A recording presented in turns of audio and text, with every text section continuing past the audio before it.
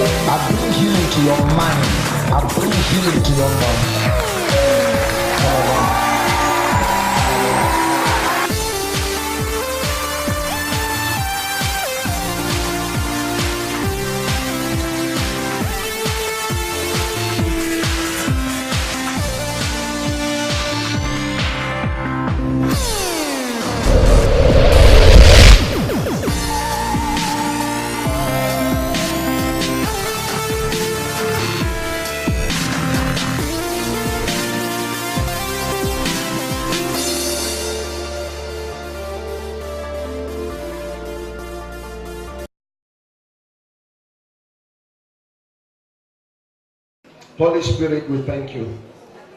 Give you all the praise. Do more. And glorify the name of your Son Jesus. Do more. And do it again. In Jesus' name. Luke chapter 2.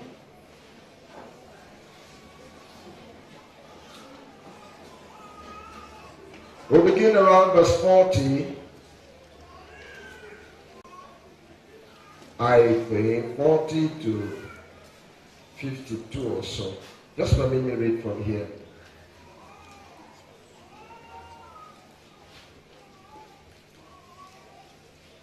Luke chapter 2.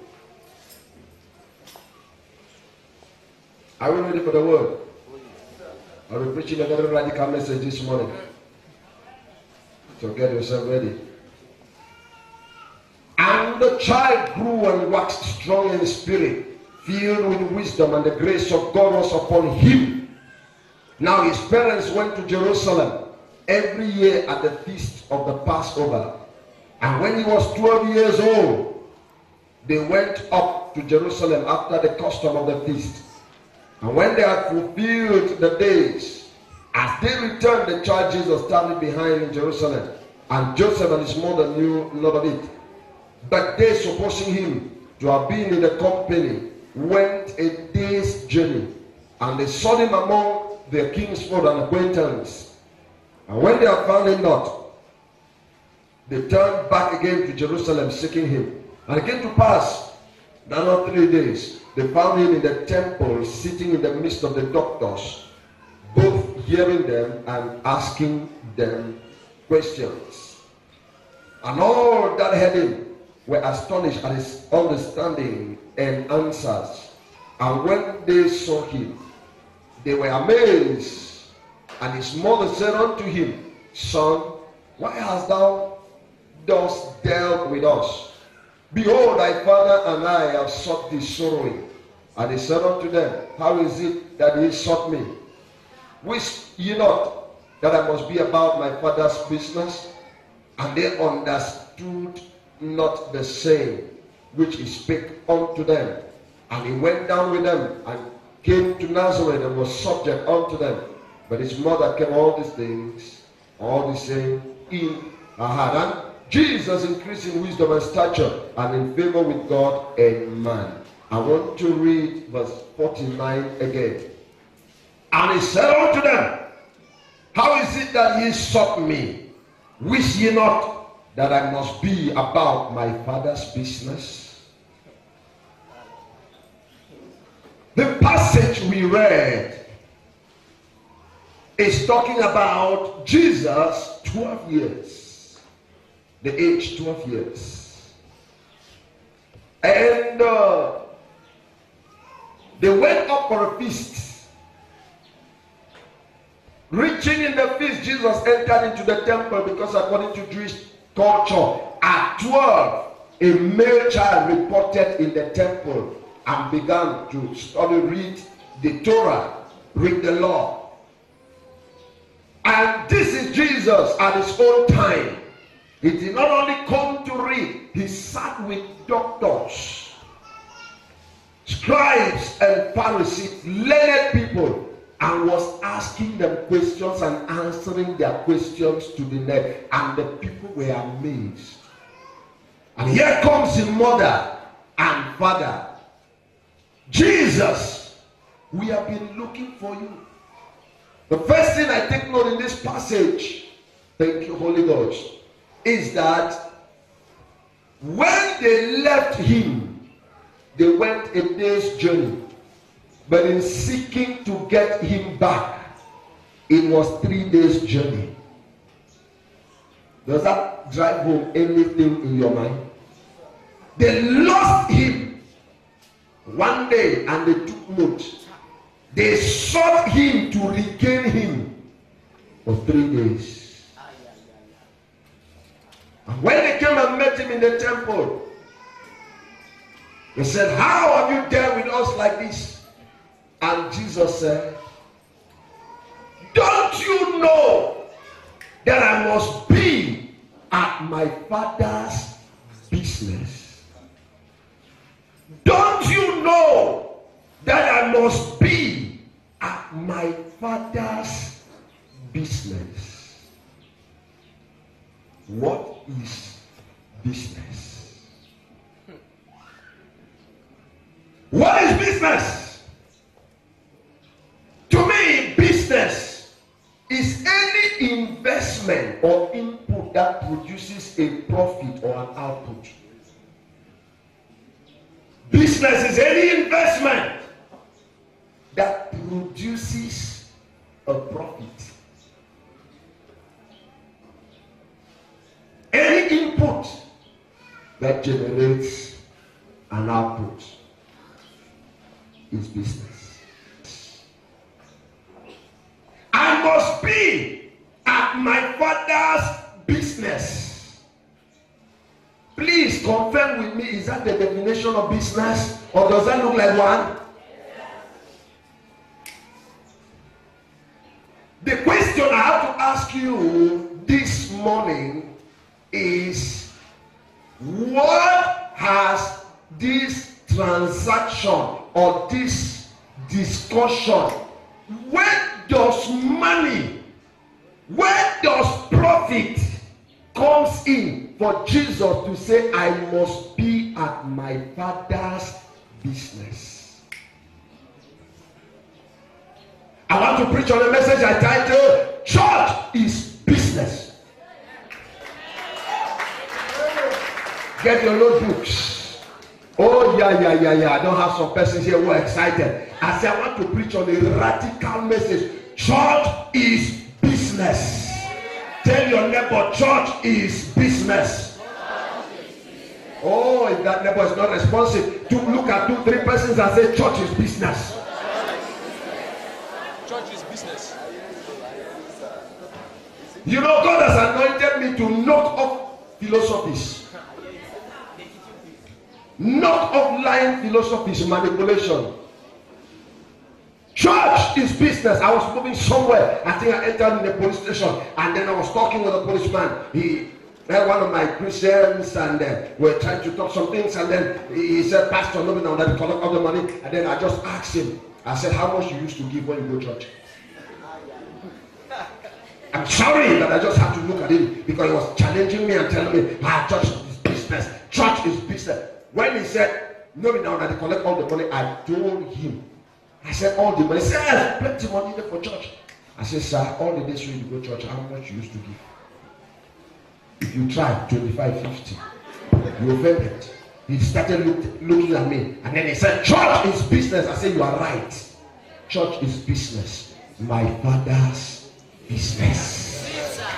Are you understanding me? Oh, grow to a point that you cannot be intimidated by negative talkers. Say, church is business. I say, yes, it's my father's business. And I want to prove to you that church is business. Can I prove it? Yes. If you look in the Bible, almost half of Jesus' parables and illustration had to do with business. Don't deceive people here. In Matthew 25, Jesus, from verse 14, you can read from verse 14 to 30.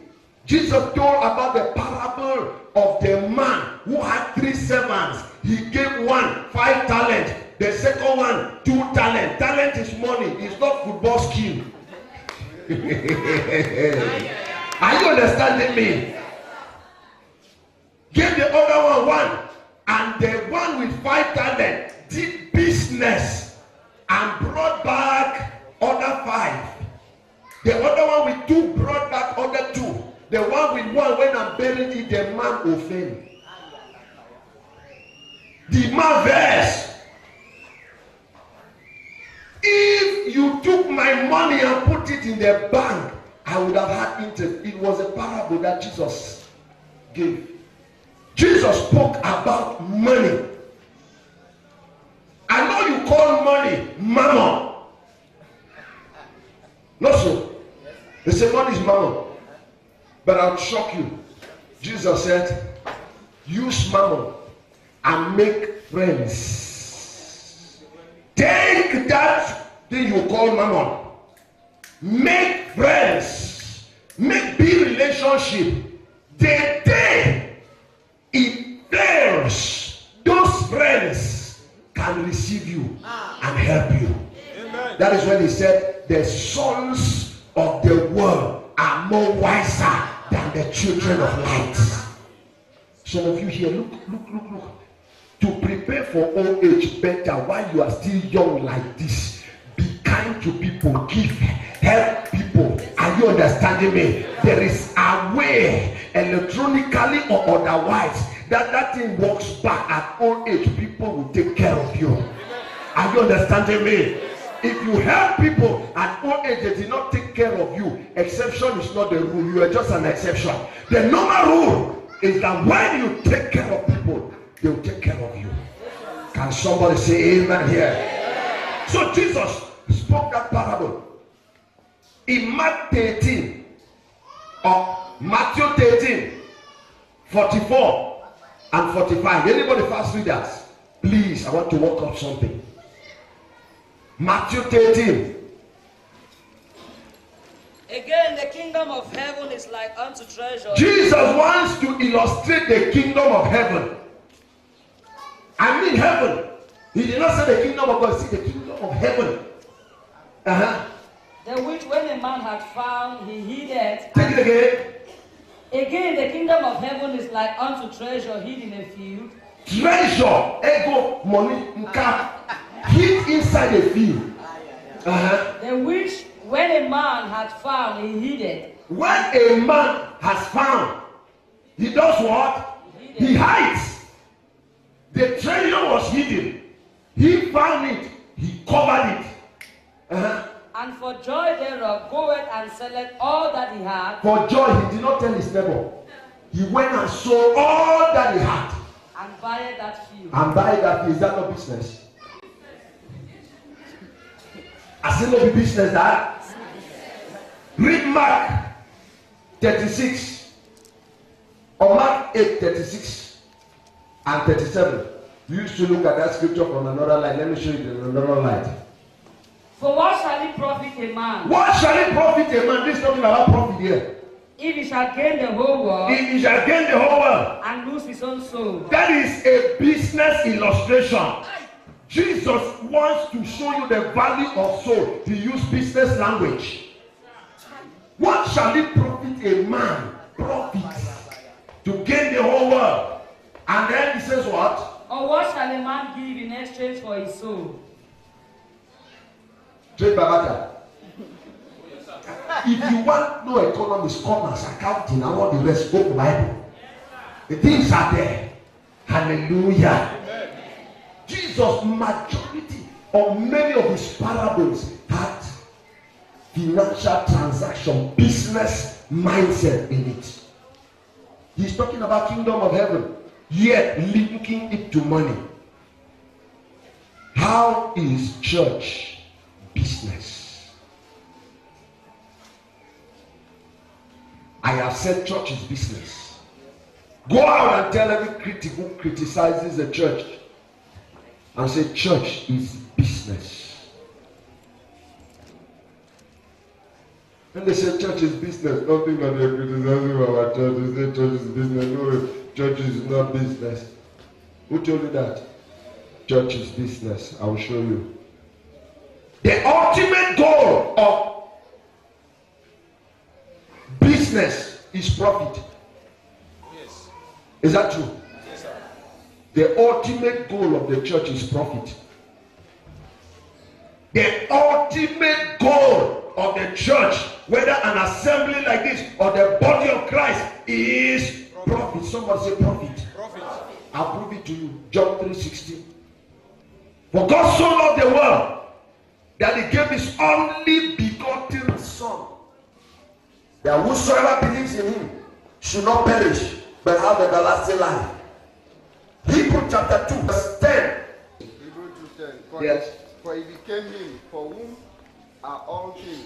He became him, Jesus, for whom are all things. And by whom are all things. By whom are all things. In bringing many sons In bringing many sons unto glory. unto glory. To make the captain of their salvation. To make him the captain of their salvation. Take sit down. Listen. God wanted many sons. Oh, church, are you hearing me? God wanted many sons. It's not the father that delivers one son.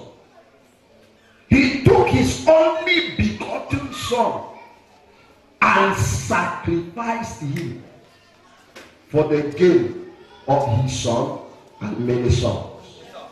That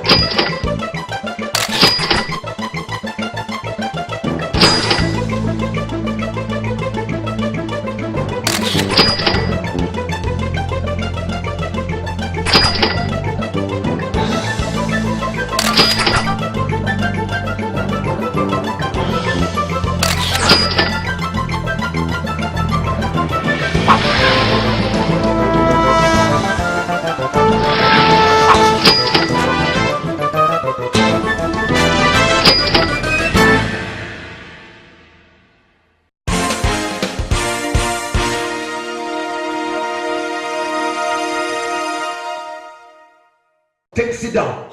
Listen. God wanted many sons. Oh, church, are you hearing me? God wanted many sons. It's not the father that delivers one son. He took his only begotten son and sacrificed him for the gain of his son and many sons. That is why he became the captain. Jesus is the captain of our salvation. And the Bible says he is not ashamed to call us brothers. Papa God needed many sons The only way he had to sacrifice one son. Is that not business? And then he did not lose a son. He gained a son and then he gained you. If he lost the son, it would have been a big loss. He gave back the son and gained you. Whether your son in trousers or son in skirt, he gained you back. You know, sometimes we look at, when we talk about profit, we look at money. Money is only an indicator of value. Are you understanding me? Money is only an indicator of value. If this thing has value, it is equated by money. It's just an indicator. Are you understanding me, somebody? So when we talk about profit, don't just look about cash. Look about value. God's goal, the ultimate goal of the church. And let me say this. I'm preaching about church's business. If a church does not grow in winning souls, hearing testimonies like this one, that this brother said, I was lost in sin, but one day, to the message of the cross of Calvary, I gave my life to Jesus. I just discovered that I no more womanize. I no more drink and get drunk. I no more do the more things I've done. That is profit. Somebody holla profit. If people come in and they are transformed, God like, who does not like a business premise that there is profit? The reason God will always visit a place is because there he makes profit. If he does not make profit in that particular assembly, he does not like to come there, because when he's going back, he does not go with any profit. I don't know whether somebody's hearing me here. Preach the gospel, bring souls to Christ. God will visit your home, because each time he comes, he sees profits. Some people are afraid to preach. Some people are afraid to tell somebody, Jesus said, Jesus can transform you. Let us pray together. Your life can be transformed. They are afraid to even invite somebody to church. God cannot visit your house. What will he take back? As when he go take and go back. You know, get one convert for 10 years today, you did in the Lord. You are neither hot nor cold. God says, I should tell you, anything will know the hot, I know the cold. Now, hospital. Are you hearing me? Be serious about the kingdom. You don't preach. You don't even support financially. Any church will not go anywhere. God deliver Mokona. Praise the Lord. Money in church is only capital for profit. The Bible says, and the disciples won souls, and the souls came. And when they came into the church, in Acts of the Apostle, from chapter 2, chapter 3, chapter 4, then they started giving. They sold their properties, sold their houses. No, that one never reached Cameroon. That level never reached Cameroon. Acts 4. When people sold their lands, I was in New York, in the crusade. A man of God was ministering. He said, today we want cars and landed properties. In fact, I said, hey, don't spoil this meeting. Hey, don't spoil this meeting. Before I knew, young girls, university students who had cars, some had landed properties they inherited, which was rightfully theirs. People were coming out, surrendering. Girls were cutting their chains, their gold chains, and dropping. I look my pocket, the money where did I move and all. I move my phone up, Lord, see, I say, where? God, this one that is grace. I went and dropped it. Why? They sold lands. May we come up to that level where you look at a landed property, you build a structure, you look at it, you say, I keep it for God. Even if you give it, preachers will carry you. Say, are you a fool? They will even preach. Some people will say, that man is fooling people and taking their buildings. May church come back to that point of sacrifice. Amen. Now, but they gave their money. The money brought more souls. Are you understanding me? I remember Reverend Eta Boniface, or Bishop Eta Boniface. He said, no gospel, no money. He said the church needs two things, Holy Ghost and money.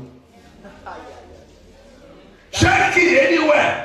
The church needs Holy Ghost and money. That's why church is business. We use the business to win the souls. And when we get the souls, we get the money, and we take the money to win the business. More souls. After all, fish in the Bible is a symbol of the soul. In dream catching fish, a soul winning. But Jesus tell Peter, and it was Peter, because Jesus told Peter, he said, come follow me, abandon your net and your canoe and everything, follow me. Peter left all. He took the line. You know this line now, they call it magic rope. He left the net. He wrapped the line. And went and kept it in his house. Then he was following Jesus. One day Jesus said, Peter, tax collector will not come. They are troubling us. Go to where you kept that your line. Word of knowledge. He said, take that your line. Go back to the sea.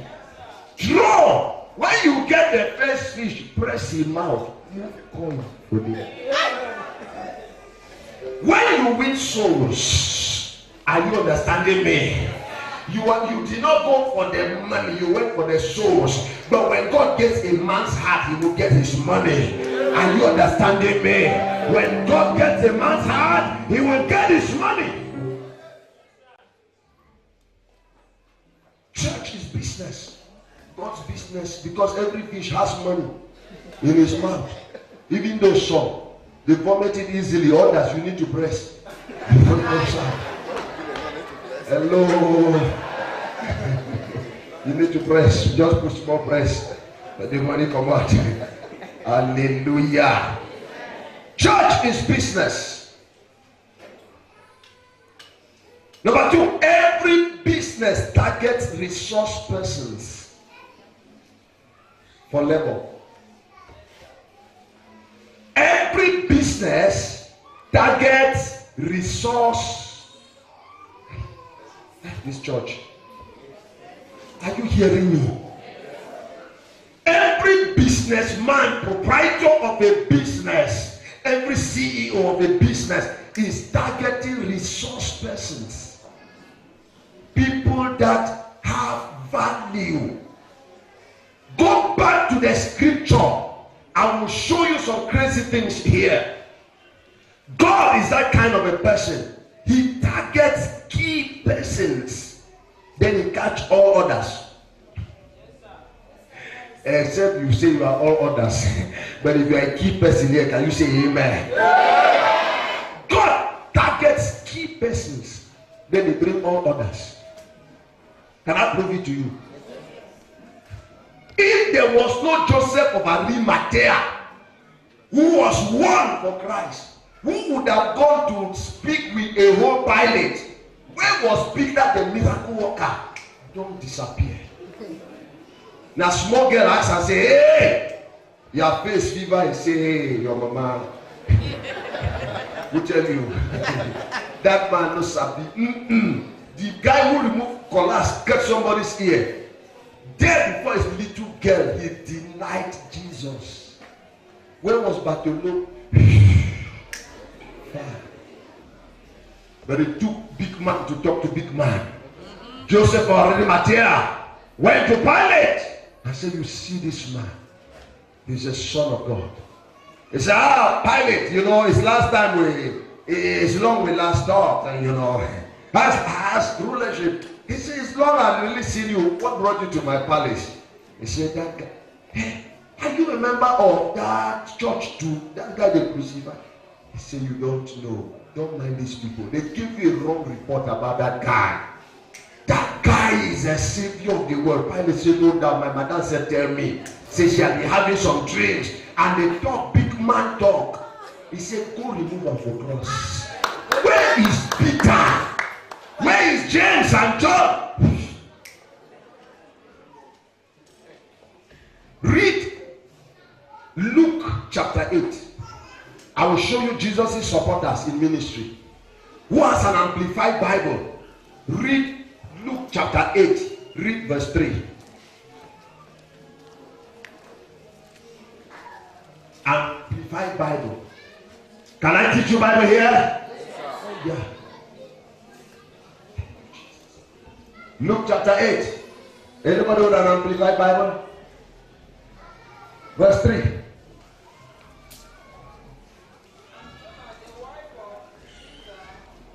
And Jonah, the wife of Chusa. And Jonah. Yes. Manager. And Susanna. And wait, take it again. And Jonah, the wife of Chusa. Herod's household manager. Herod's household manager. And Susanna. And many others who ministered to and provided for him and them out of their property and personal belongings. Out of their properties and personal belongings, out of their purse. King James says, out of their purse. Jesus had some women in ministry who were dangerous women, not in the negative sense. They were financially dangerous. One of them was Jonah. Your version says Jonah, the wife of Chusa, Herod's manager. King James says steward. You didn't understand it. No, it's manager. The wife of the manager of Herod the king was a personal partner and supporter of Jesus.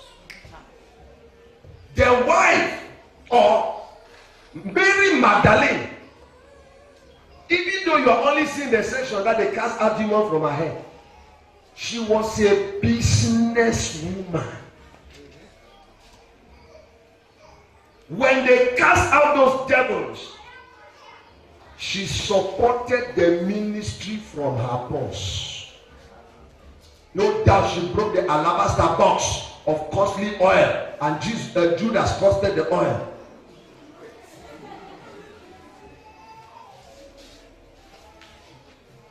Was Luke the doctor?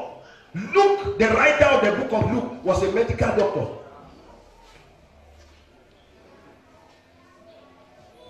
Matthew, you always don't call Matthew the tax collector. No. Matthew was working in the taxation department as a taxation analyst. Was a wealthy man working in the taxation department. He wrote the book of Matthew. Paul, the PhD holder. Cornelius, the military centurion. The Ethiopian eunuch, the finance minister, controller of the queen, Candace of Ethiopia. All these people were in the gospel. How gospel could do lack? Jesus, I know you said he came to preach to the poor. So when you go, you see commissioner, you cry. Say Jesus came to preach to the poor. You see one big business.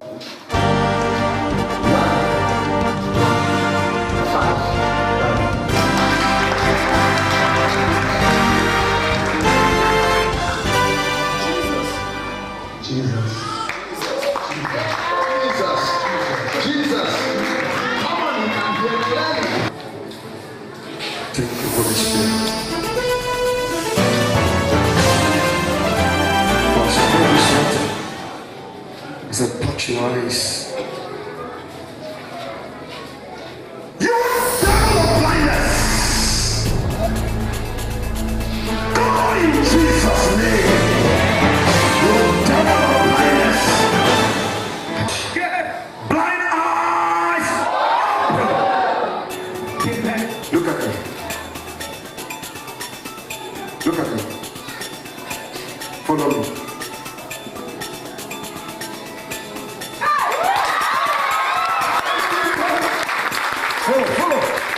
Follow me, mama.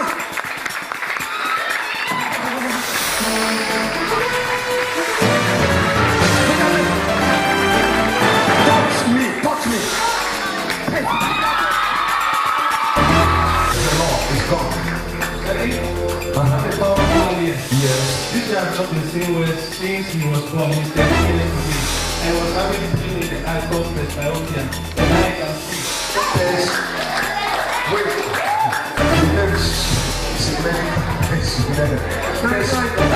Pressure in the eye.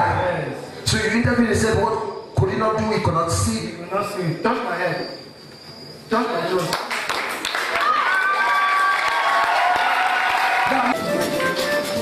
You've been under the stroke for how long? 2 years. For 2 years. Yes. Now, say Jesus. Say Jesus. Say Jesus. Start moving the leg. He is healing you. Carry on. Carry on. I can see you there. I know. Start with your leg. Start with your leg. Carry the leg up.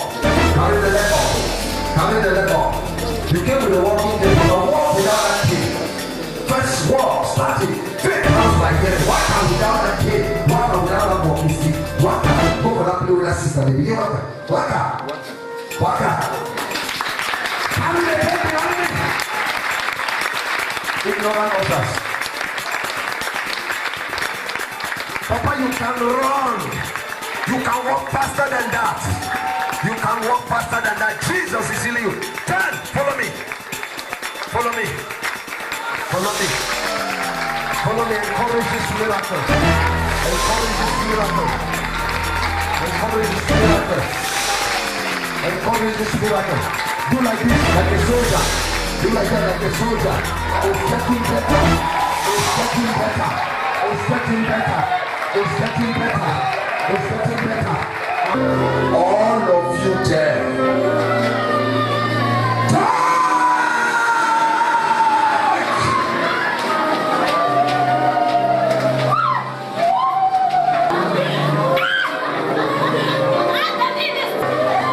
I can't reduce it. I did not give you.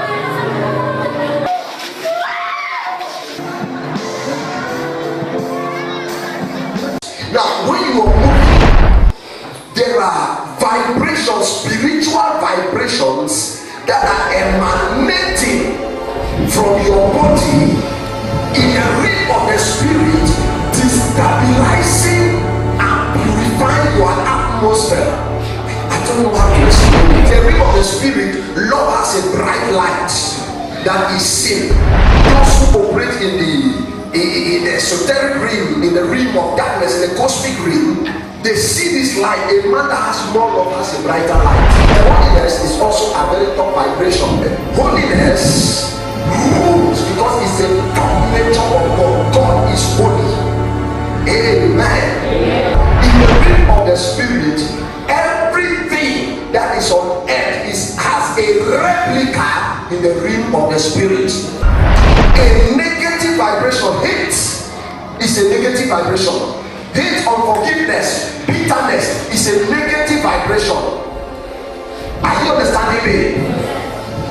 Unholiness, impurity is also what? A negative vibration. Unbelief is a negative vibration. That is why when you carry unbelief, you say you're a minister, you carry unbelief, you want to lay hand on a sick person. Now, what happens? This vibration hinders the anointing from flowing. Now, when you are walking on planet Earth, because the cosmic ring is full of negative vibrations, demon spirits, when somebody is carrying a high intensity of these positive three vibrations: the divine law, holiness, and fasting and prayers, and is moving on the earth. What is happening in the cosmic realm? There is destabilization. These vibrations are destabilizing in the realm of the spirit satanic powers, diseases, evil things that are already planned and kept, and they move like they move like